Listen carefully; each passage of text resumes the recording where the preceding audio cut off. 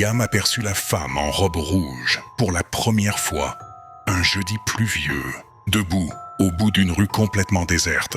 Sa robe semblait briller d'une manière presque irréelle sous le lampadaire vacillant, tandis que ses longs cheveux noirs cachèrent son visage. Il pensa qu'elle avait besoin d'aide, mais lorsqu'il cligna des yeux, elle se retrouva soudain 10 pas plus près, sans aucun bruit. La pluie s'intensifia. Pourtant, aucun goutte ne touchait sa robe rouge. Mal à l'aise, Liam accéléra le pas vers son appartement. À peine eut-il fermé la porte que la lumière du couloir clignota une fois, 2 fois, puis s'arrêta net. Son téléphone vibra. Un message d'un numéro inconnu. « Pourquoi m'as-tu laissé dehors ?» Le cœur de Liam se serra. Puis un coup léger retentit contre la porte.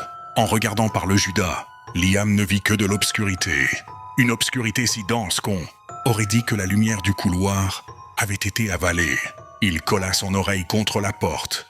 Rien. Puis un bruit léger se fit entendre, comme un tissu que l'on traîne lentement sur le sol. Son téléphone vibra soudain. Une live photo venait d'être prise automatiquement. Intrigué, il l'ouvrit. Sur la photo, on le voyait debout devant la porte. Mais derrière lui se tenait une femme en robe rouge, son visage à quelques centimètres de son épaule. Terrifié, Liam se retourna, personne. Son souffle devint saccadé. Les ombres du salon s'allongèrent soudainement, tordant les murs. Dans un coin, la silhouette d'une femme sembla apparaître. Un nouveau message. « Laisse-moi entrer, j'ai froid », cherchant désespérément une explication. Liam ouvrit l'application de surveillance du couloir. L'image se chargea lentement, clignotant comme si la caméra refusait de montrer ce qu'elle voyait. Finalement, la vidéo apparut. La femme en robe rouge se tenait immobile devant sa porte, la tête baissée. Le problème, le timestamp indiquait 1 heure avant qu'il ne la voie dans la rue. En remontant l'historique, il découvrit qu'elle apparaissait chaque nuit depuis 1 semaine, toujours au même endroit. L'écran se mit soudain à vibrer, envahi de parasites. La femme releva lentement la tête, révélant une peau pâle et un sourire anormalement large. Elle se pencha vers la caméra pour murmurer quelque chose, mais le son était distordu.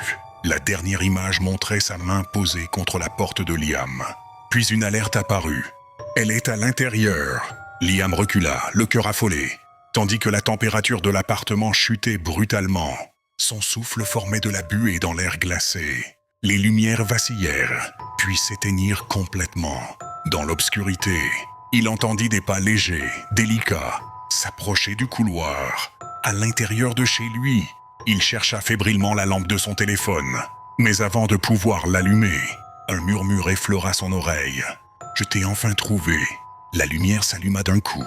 La femme en robe rouge se tenait à quelques centimètres de lui, ses yeux vides, son sourire s'étirant de manière impossible.